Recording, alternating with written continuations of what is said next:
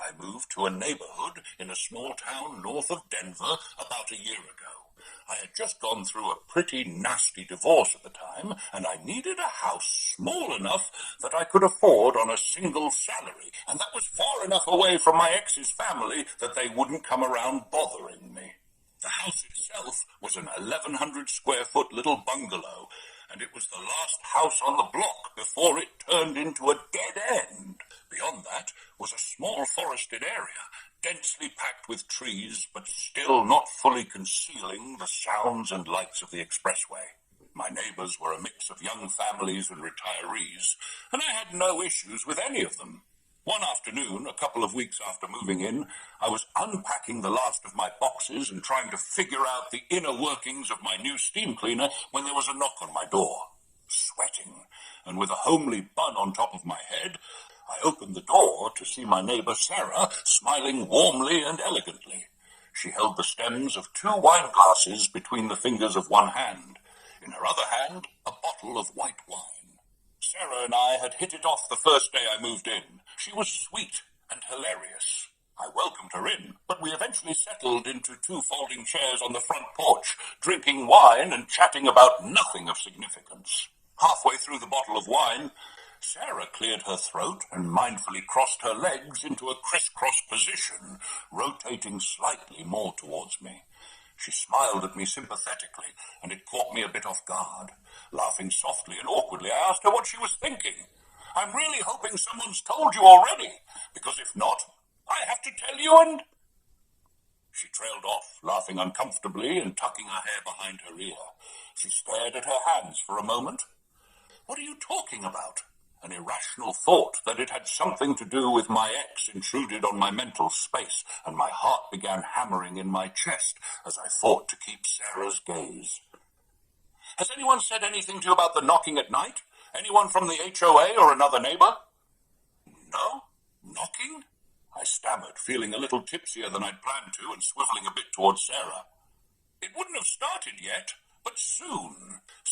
People have been knocking on our doors late at night. Every night." "Who?" she shrugged, meeting my eyes with another sympathetic look. "I mean, are they doing anything malicious?" "No," she said, keeping the shape from the word on her lips for a few seconds and avoiding my eyes. "No, nothing like that. I guess they're stories, like poems, riddles, confessions." "Sarah, what the hell?" I laughed, truly feeling that she was messing with me.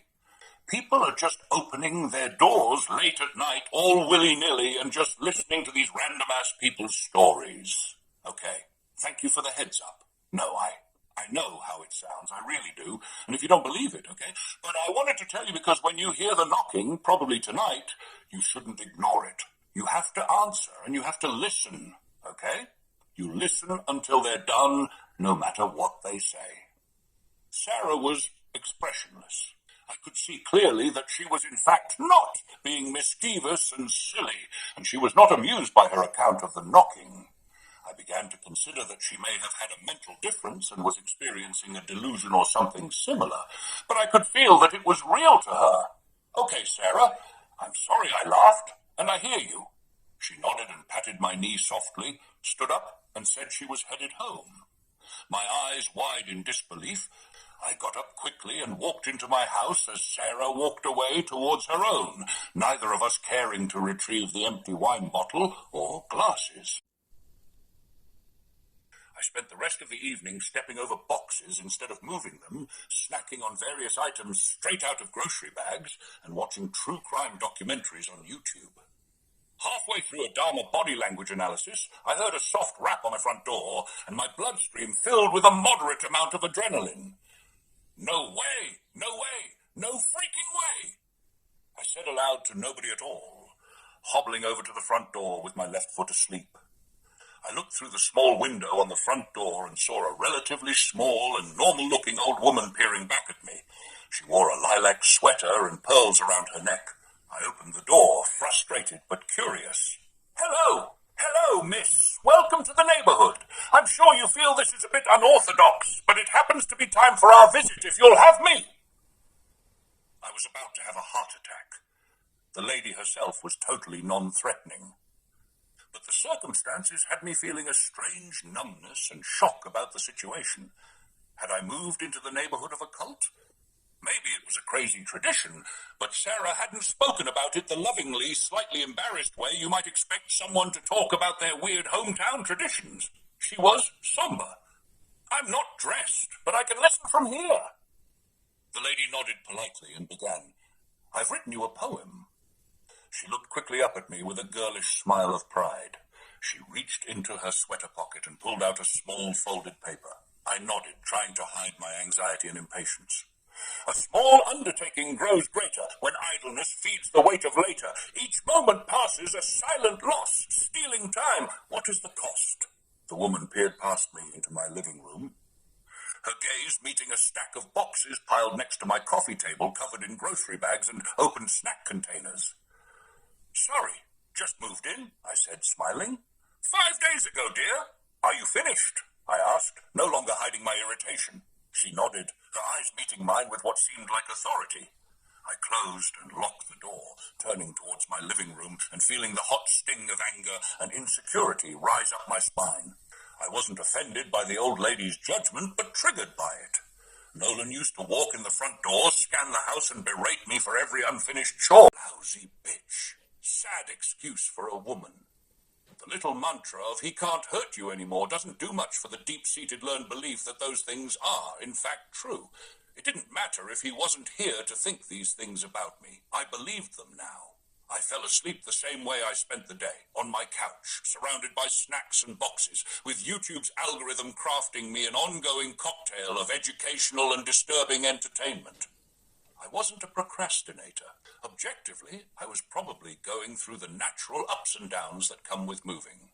What I was, however, was extremely well versed in self-sabotage. If Nolan and that nosy old lady thought I was too messy, taking too long to unpack, I would be the messiest bitch they'd ever seen. I'd live out of these boxes forever. I spitefully moved through the house the following morning, no longer stepping over boxes, but forcefully pushing them out of the way with my feet. I think I'll spend time in the garden today.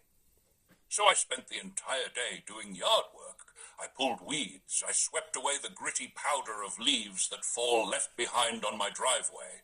I pondered watering the grass, wanting to make the rest of the lawn more even with a large, much greener and healthier-looking patch near the back gate. But it was becoming too cold, and it might all be different come spring. I worked all day because I wasn't going to unpack the boxes, and I didn't want to think about the next nighttime visitor. One knock, one poem from a frail old woman, and I was officially spiraling.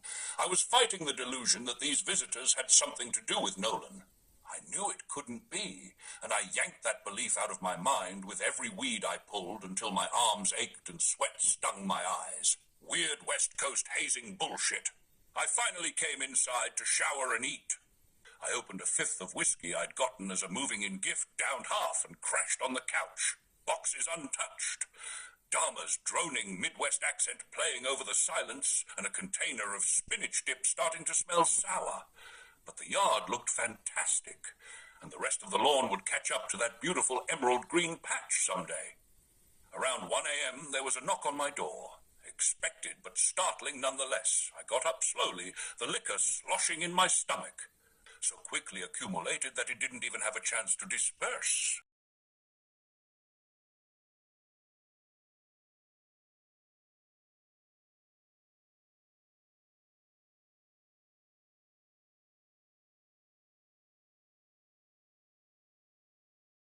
Lousy bitch. Sad excuse for a woman. Again, I looked through the window first, squinting nauseously against the front porch light. The damn wine glasses and bottle are still there. Standing on my porch, slightly more intimidating than the nosy old hag, was a young man who looked to be about 25.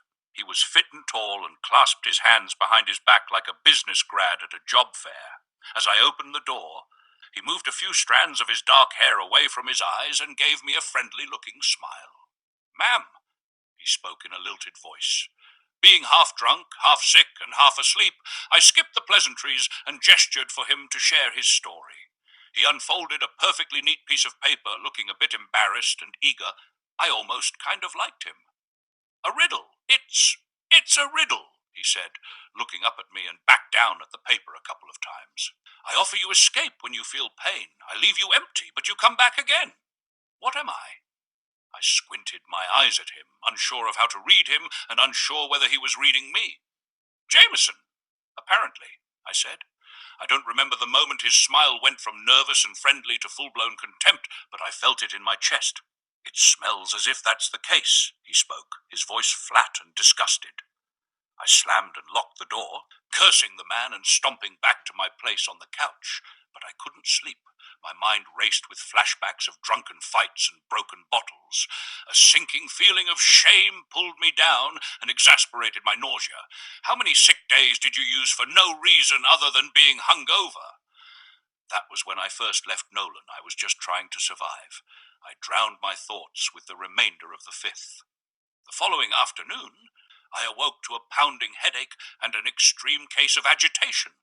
The ice machine's sound was an ice pick in my temple, and the heat was up too high.